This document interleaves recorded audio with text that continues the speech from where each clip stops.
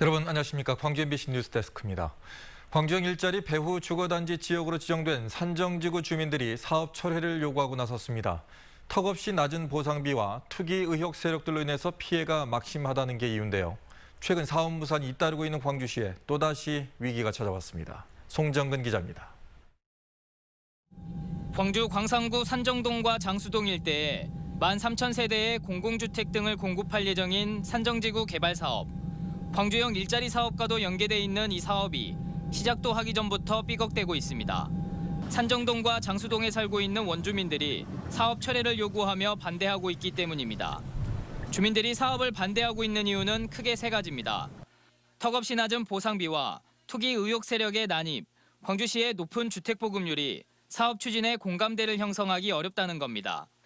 특히 사업 추진이 주민과는 협의도 하지 않은 채 일방적으로 추진됐다는 점에서 분통을 터뜨리고 있습니다.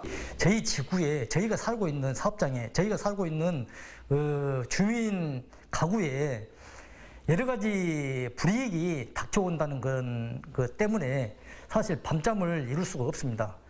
사업을 주관하고 있는 토지주택공사 측은 토지 감정평가는 주민들도 참여하기 때문에 합리적인 가격으로 토지 보상이 이루어진다고 해명했습니다. 또 분양보다는 임대주택을 공급하는 공공주택 사업이기에 시민들에게 꼭 필요하다고 강조했습니다. 분양을 위주로 하는 게 아니라 여기는 임대주택을 공급하기 위한 사업이다 보니까 조금 다른 사업들하고는 성격이 다르고 저희들을 분석했을 때는 산정지구의 이 정도의 임대주택 공급은 필요하다라고 판단이 섰기 때문에 광주시 역시 사업의 필요성에 대해서 피력하면서 원주민과도 공감대를 형성해가며 진행해 줄 것을 당부했습니다. 어떻게 하는지에 대해서 지금부터서는 주민들 의견을 충분히 듣고 우리 광주시 의견도 충분히 좀 들으셔야겠다. 명확하고 좀 투명하게 절차라든가 이것들을 좀 해야겠다는 생각이 들고. 산정지구 원주민들은 사업이 철회될 때까지 투쟁을 계속하겠다고 밝힌 상황. 평동 중공업지역 개발 사업은 협상이 결렬되고 어등산과 민간공원 사업은 답보 상태에 머무는 등 해결해야 할 과제가 산적한 광주시에 과제가 또 하나 생겼습니다. MBC 뉴스 송정근입니다. 광주 학동 붕괴 사고를 수사하고 있는 경찰이 재개발 공사 사업자 선정과 계약 과정을 들여다보고 있습니다. 광주경찰청 수사본부는 학동 4구역 재개발 조합과 시공사 등에서 압수한 자료를 토대로 사업자 선정과 하도급 과정에서 위법한 사실이 있었는지 확인하고 있습니다. 특히 시공사나 하도급 업체 선정 과정에서 부당한 개입이나 뒷돈 거래가 있었는지를 살피고 있습니다. 광주 학동 붕괴 참사와 관련해 민주노총 광주본부가 5.18 민주광장에서 집회를 열고 중대재해 비상조치를 즉각 시행하라고 촉구했습니다. 민주노총은 어떤 이익보다 생명과 안전이 우선이라며 다시는 참사가 재발하지 않도록 즉각적이고 실효성 있는 대책을 수립하라고 정부에 촉구했습니다. 또 중대재해처벌법을 개정하는 등 관련 법과 제도를 근본적으로 개선하라고 정치권에 요구했습니다.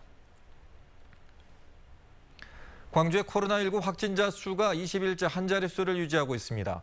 오늘 광주에서 추가된 확진자는 오후 6시 기준 1명으로 집계됐습니다.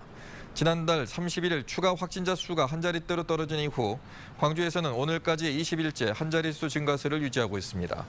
코로나19가 진정세를 보이자 광주시 방역당국은 영업시간 제한을 해제한 데 이어서 어제부터는 사적 모임 제한 인원을 8명까지로 늘렸습니다.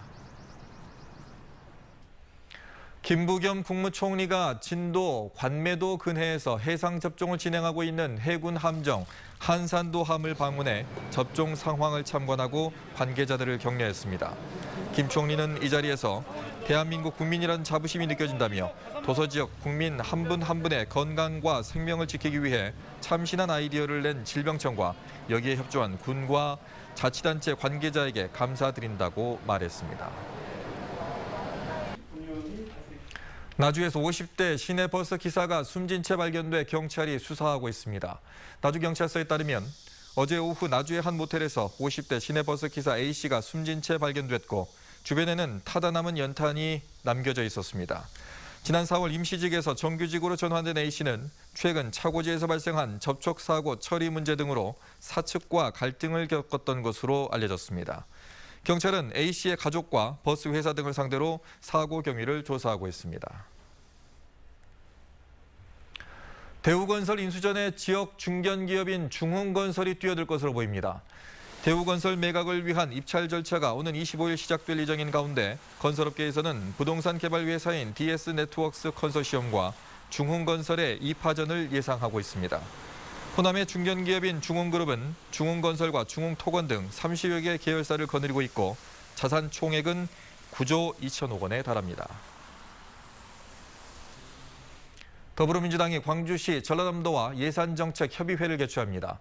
더불어민주당은 송영길 대표와 최고위원들이 참가한 가운데 오는 21일 광주시청과 전남도청에서 내년도 국비예산 확보와 지역 현안 해결을 위해 논의할 예정입니다. 더불어민주당이 지역순회 예산정책협의회 첫 순서로 광주 전남 지역을 찾는 것은 4.7 재보궐선거 참패 이후 국민의힘 지지율이 호남에서 상승하고 있는 등 분위기가 심상치 않은 점 등이 반영된 것으로 보입니다. 김대중 대통령 노벨 평화상 수상 21주년을 맞아 김대중 평화회의 조직위원회가 출범했지만 위원 구성을 놓고 잡음이 일고 있습니다. 전남도는 최근 도지사와 김대중 평화센터 상임이사, 학계와 언론계 인사 등 11명으로 김대중 평화회의 조직위원회를 구성했는데 오는 10월 목포에서 개최되는 국제행사에 목포시장 등은 제외됐습니다. 전남도는 평화센터 측과 인원수 조율을 하다 보니 빚어진 일이라며 논의를 통해 조직위원회 구성을 확대하겠다고 밝혔습니다.